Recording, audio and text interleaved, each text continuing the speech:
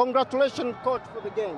Yes, thank you very much. I thought we were really good from the first minute to the last. Although the first half we didn't score a goal, I thought we created enough chances, and I just believe that if we came out second half and continued to just keep attacking them, I was confident that we would get a goal and go on and win the game. So I'm really proud of the performance today. I thought it was full of quality, full of commitment, full of energy, and a well-deserved victory.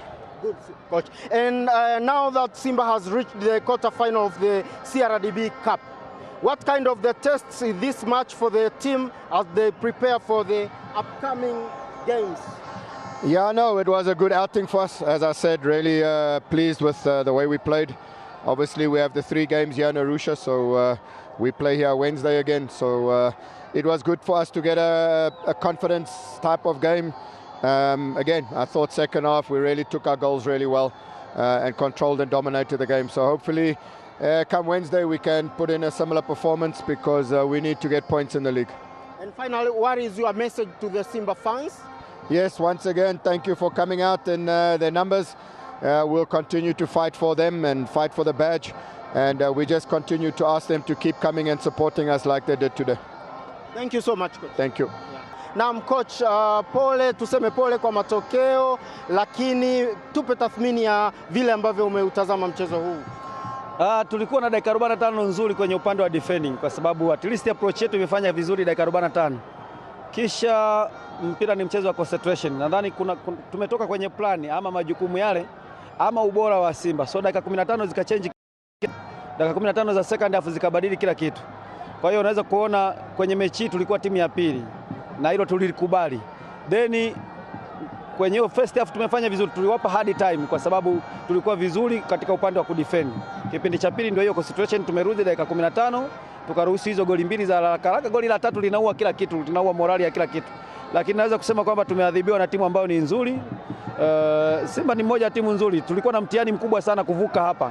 Kama tungeweza kufanikiwa kuvuka hapa, basi tungekuwa hata sisi favorite wa hili kombe. Kwa hiyo ninachoweza kusema tu kwamba kwanza nawapa pole vijana wangu, kwa maana wachezaji wametoa hili sana. Wachezaji wetu wametoa hili sana, wamepambana sana. So siwezi kuwalaumu, narudishia pongezi kwa effort ambayo wameiweka, lakini pongezi zaidi lazima niwape Simba kwa sababu wametumia ule ukubwa wao, wametupanish. So ni lazima tukubaliane kwamba wakati mwingine unaposhindana unashindana na nani na kukuadhibu vipi. Na coach, matokeo haya yanaleta ujumbe gani katika michezo inayofuata ya Dodoma Jiji dhidi ya timu zingine mtakazokutana nazo hapo mbeleni?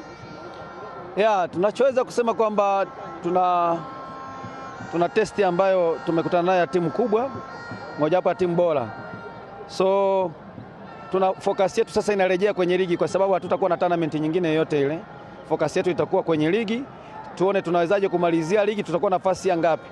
Lakini kitu kikubwa ni namna ambavyo tunavyoweza kumanage hizi siku mbili kabla ya mechi inayofuata.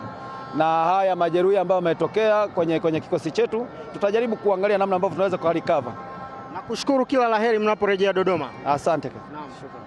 Asante sana. Huyu ni kocha wa Dodoma Jiji, naye akitoa tathmini yake. Na hapa mchezaji bora wa mchezo huu Suleiman Mwalimu, naye anakabidhiwa tuzo yake na ni hundi ya shilingi 500,000 kutoka CRDB.